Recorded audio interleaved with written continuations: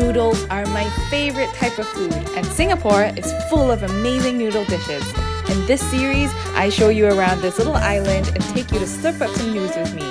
Then, I'll take you back to my kitchen where I get inspired by these bowls of deliciousness. From me to you, this is Send Noodz From Singapore. Right now, I am in the heart of Chinatown. Well, I guess I'm over it. This is kind of a nice little vista that you can see most of Chinatown from, and this is commercially, traditionally, the heart of Singapore. When the British came in the 1800s, they created these little ethnic enclaves. So you had Chinatown for the Chinese, Little India for the Indian migrants, and Kampong Glam, which is where the traditional heart of the native Malay community was. It's really interesting because in the 1800s and the early 1900s, Singapore was quite ethnically segregated. So you had places like this, Chinatown, and even within Chinatown, places were divided based on dialect groups. So the Cantonese were in this area, Nyo Che Shui Krita Ayer, and then Teluk Ayer was the Hokkien area, and then Clarke Quay, where this Ellenborough Market is, or used to be, is the Teochew area. So back then, there were a lot of different places that belong to different groups, and through Singapore's very fast development history, these groups have intermingled, they've kind of mixed up, and that's why we have what we call today Singapore culture, Singapore food. And what we're going to eat today is a very good example of that. Chicken curry noodles, not really traditional, it's probably invented around the 60s or the 70s, and it's something that doesn't really belong to any ethnic group. It's just really Singapore in a bowl.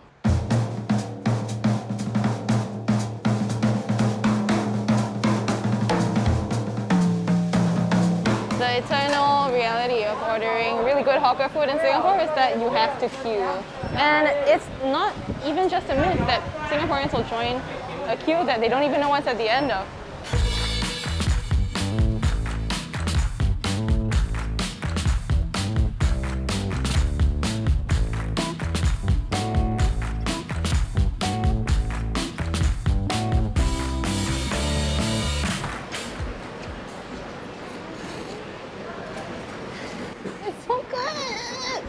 It's not my first time having this, but I'm just remembering how good it is and why it's one of my favorite things.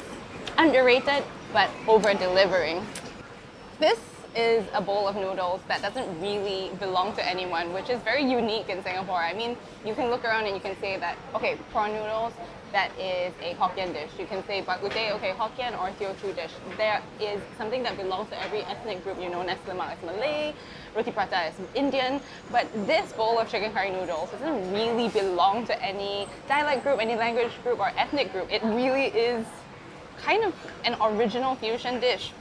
You have the base of the chicken curry broth, which is of course influenced by the Indian migrant history of Singapore. They brought the spices, the technique. That style of cooking curry was absorbed by the Malay natives, the Chinese migrants, and that's what gives you this amazing mix of spices and flavors. But the fact that it's so thin, almost like a soup, that's because, you know, noodle soup is a very Chinese thing to cook. And then you throw in this really softly cooked chicken, the Hainanese chicken, rice style of chicken, the silky bee hoon, the thin rice vermicelli, your tau pok, which are like tofu puffs. They're fried and they really absorb all that flavor like a sponge. So the guy, Mr. Tay, who's running the stall, he is the second generation. He learned this dish from his father, but it's probably his father that came up with this recipe because this isn't that traditional of a dish. Like I said, this is a fusion. And I think that's really what makes this dish so beautiful to me because it doesn't really belong to anyone and it's just Singaporean. I mean, it just is Singaporean. So I really like that about this. It also is really, really good. I really like that about this. I'm just basking in the full quintessential hawker center experience. I mean, I had to queue to get this bowl of delicious noodles. And by the way, the queue is like double in length right now because it's peak lunchtime. Another thing you'll see at hawker centers is the tissue packet laid kind of purposefully on the table, and that's basically someone saying, I've reserved this seat. We call it chop. It's been chopped, that seat. So people use tissue packets, their work passes, kind of random stuff to say, don't sit here because this is my seat.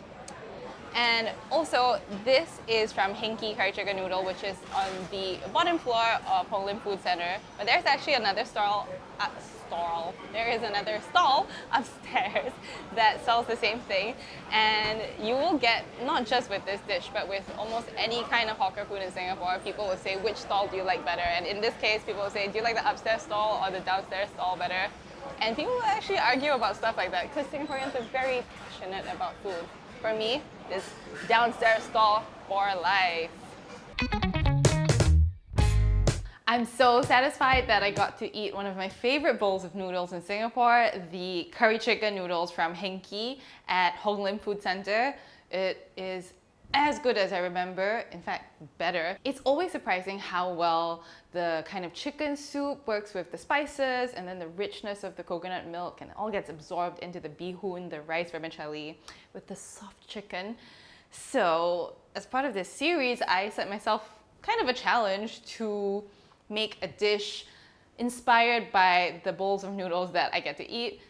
And I have to say, I really got quite stumped after eating the curry chicken noodles because I wanted to do something that would do justice to those flavors, but I also didn't want to just cook a straight bowl of curry chicken noodles. So I kind of thought about it for a long time. I was not sure what I was going to do. And in the end, I was really inspired by the bee hoon, the thin rice vermicelli, because it's one of my favorite noodles.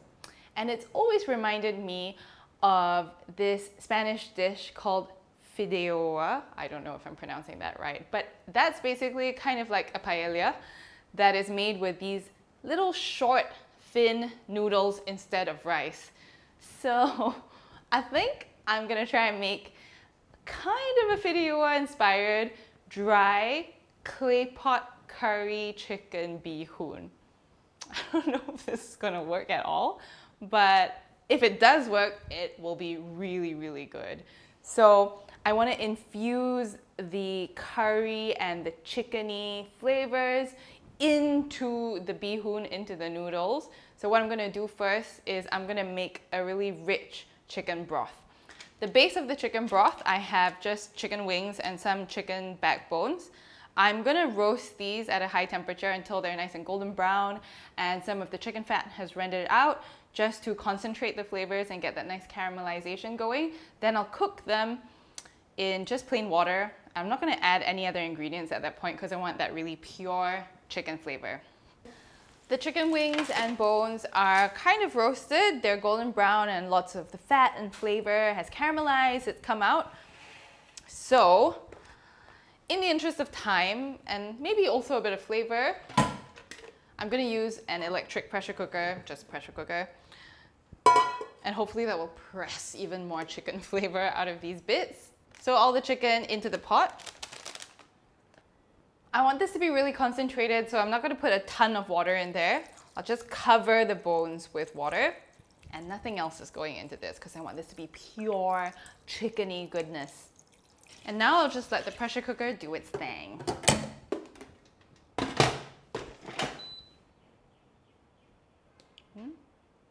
Wait, what? Oh, here. Okay, I don't use this very often, as you can probably tell. Is that the right mode? No, this one. All right.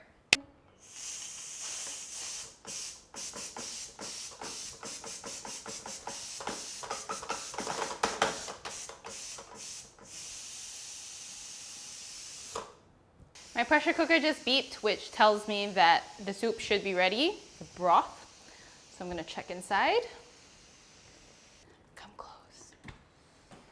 I'm going to taste it.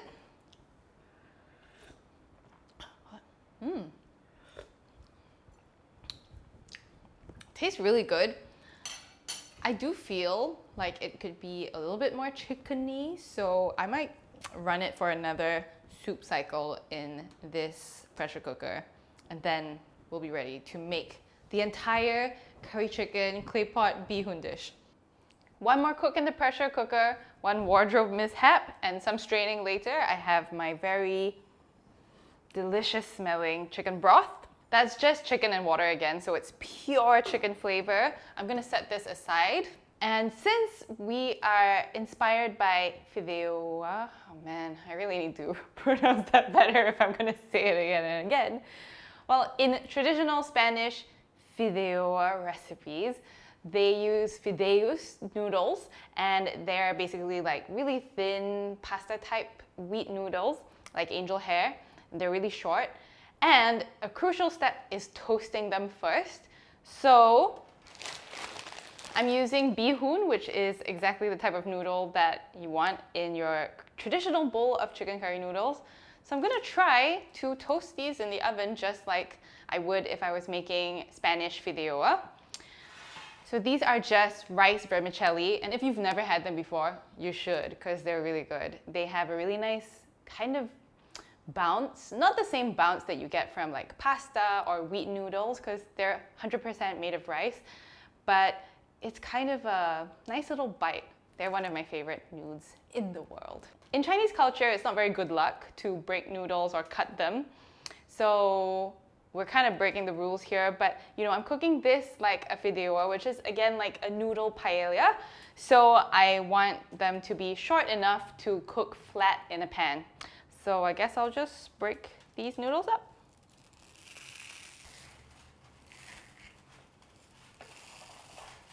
That was super messy, and again, I don't know if this is gonna work. I've never done this before, so here's hoping it's worth it. I'm gonna take some neutral oil. I like peanut oil, but any just plain vegetable cooking oil that you like works.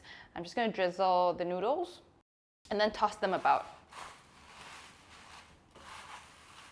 I'm gonna bake this at like 190 Celsius, which is somewhere just below 400 Fahrenheit for around 10 minutes until they get a little bit golden brown. I want a nice aromatic base for these chicken curry noodles in a clay pot, so I'm using curry powder.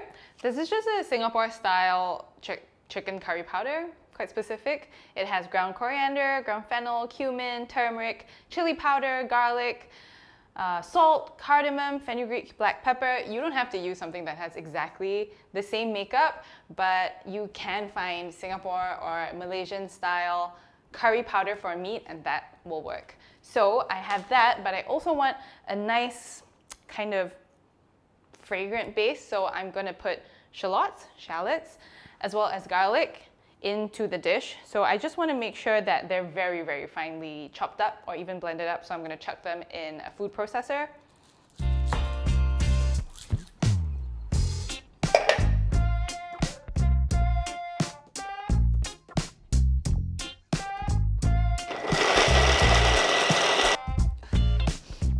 That's about as fine as my food processor will get it.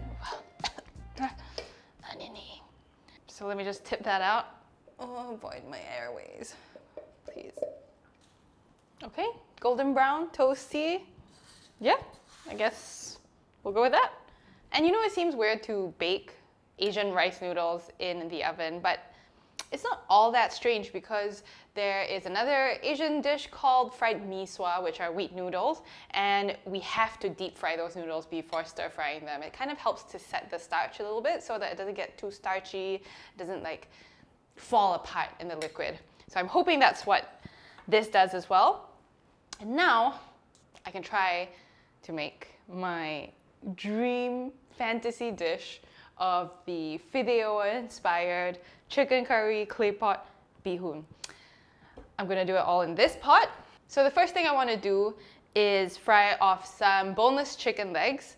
You can use boneless chicken thighs or even breast if you want, but what I really want is that chicken skin to be there so that I can render some of the chicken fat off, as well as get some nice crispy golden brown goodness going.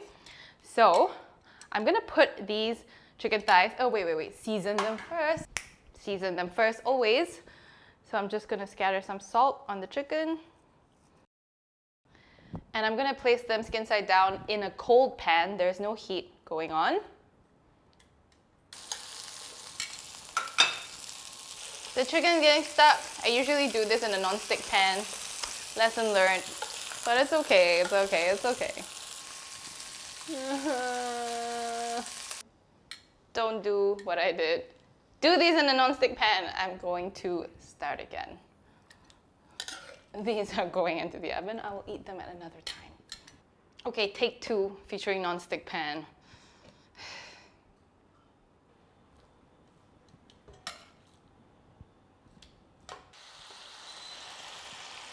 Okay, this chicken is nicely golden brown and crispy on its skin side. I turned it around just to sear it a little bit. It's probably not fully cooked, but that's fine because I'm going to cook this in the noodles later on. So I'll take these out to a board. The more important thing is all this stuff in the pan that is pure chicken fat. Fat is flavor, chicken fat is chicken flavor. So I'm gonna get lots of that delicious, meaty savoriness just by doing this. So I'm gonna use what's in this pan, all of that chicken fat, and I'm gonna sear or saute the chopped shallots and garlic.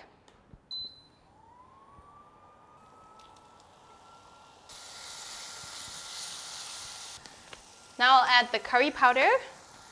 I don't really know how much I'm gonna add, but I'll start with 2 tablespoons, maybe 3.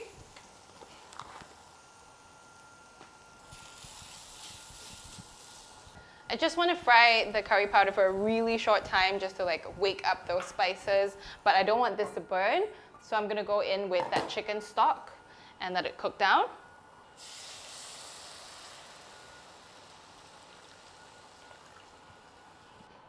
Excuse me? Porridge. You're out. Porridge! Shoo! It's not for you.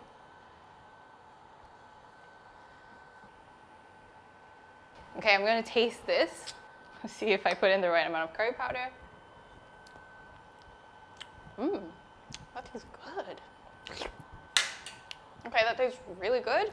I'm gonna season a bit with salt. And at this point, I'm also gonna add in my first portion of coconut cream. That's just like a thicker coconut milk, but if all you can get is coconut milk, that works as well.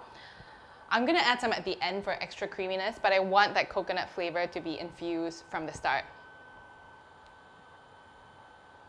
I'm gonna let this reduce for a few minutes just to intensify the flavors because I don't want it to be super liquidy, and also I suspect that the bee hoon's gonna cook really quickly, so yeah.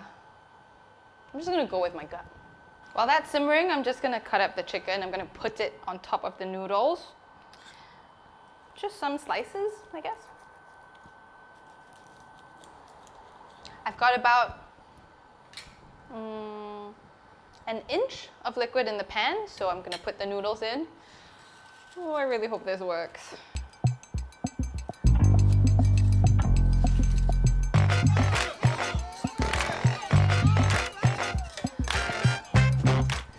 Just minimal stirring to introduce the noodles to the curry. Man, this is a messy meal. This is a messy meal. I'm just gonna add a little bit more chicken stock to cover the noodles so that they all get cooked thoroughly. And the chicken is pretty much totally cooked, so I don't want to cook it a ton more, but the noodles aren't going to take super long, so I'll just put them straight in. I'm just trying to submerge all the bits of bee hoon that are sticking out. And the chicken is kind of half submerged, which is perfect because I don't need it to cook a ton more. And I'm not going to put a lid on because I do want that liquid to evaporate so that this kind of becomes more of a gravy than a soup. But you know, I think this version pays tribute to the chicken curry noodles that I had at Heng because, you know, what I really like is that they don't cook the chicken in the curry. That chicken is perfectly poached, and that's how you get that really beautiful juiciness, that texture, instead of, you know, just normal old chicken curry. So by frying or searing this chicken separately, I hope I kind of evoke that. And also the thing about curry chicken noodles at Heng is, you know, as you eat it, the bee hoon slurps up, it sucks up that delicious curry broth. So I'm kind of trying to get that same vibe here by letting the bee hoon just drink up this chicken curry coconut mixture.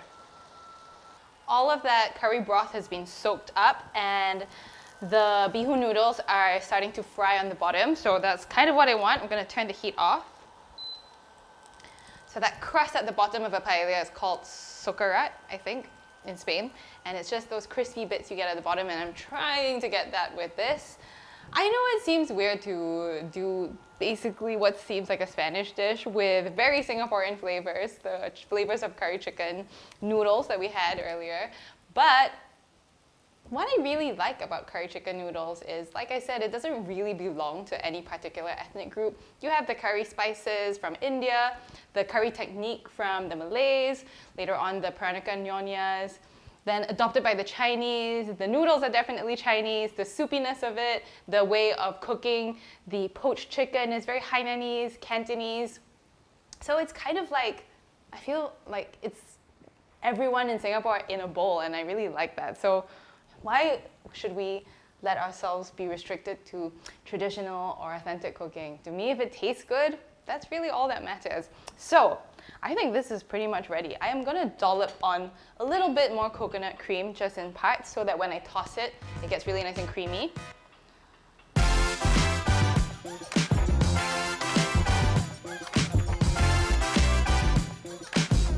This was a total experiment. It just stuck in my head that fideo can be made with bee hoon. So yesterday when I had the curry chicken noodles, I just wanted to do this, and I did, and we'll see if it worked. Smells good. That's something. Oh, I'm nervous. I don't want it to be bad. I want it to be good. Okay, you'll be good. You'll be good.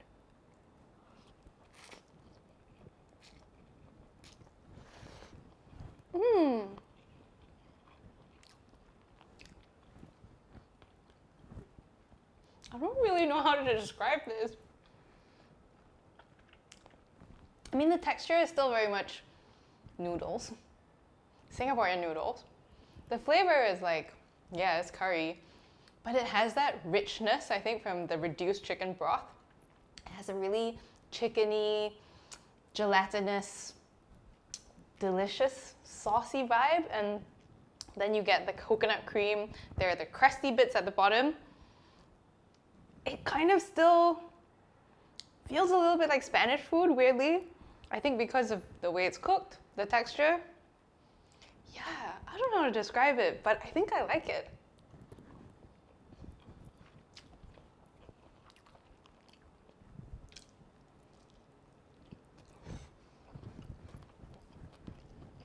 Okay.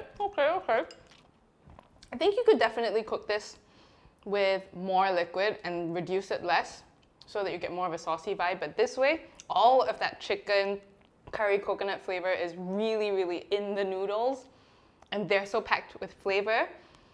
Toasting them in the oven definitely helped them keep that chewiness. They haven't disintegrated, they haven't become mushy at all. So I would call this a win. I was so excited to share curry chicken noodles with all of you because it's one of my favorite bowls of noodles in Singapore, but it's really under the radar. There are lots of Singaporeans who don't even know about this dish. But I love that it feels like all of our cultures and all of our heritage in one bowl. I was really intimidated to be inspired by those flavors and create something of my own, but create I did. I invented something pretty out there, but still really delicious. I'm really happy with it, and I've just had a really nice time. So I hope that you've enjoyed this, and let me know what you would have made based on the flavors of curry chicken noodles. I'm really interested because this was pretty out of left field, but yeah, I think it worked. If you like weird kitchen experiments and creative recipes like this one, don't forget to like, subscribe, and follow, and look out for the next episodes of Send Noodz from Singapore.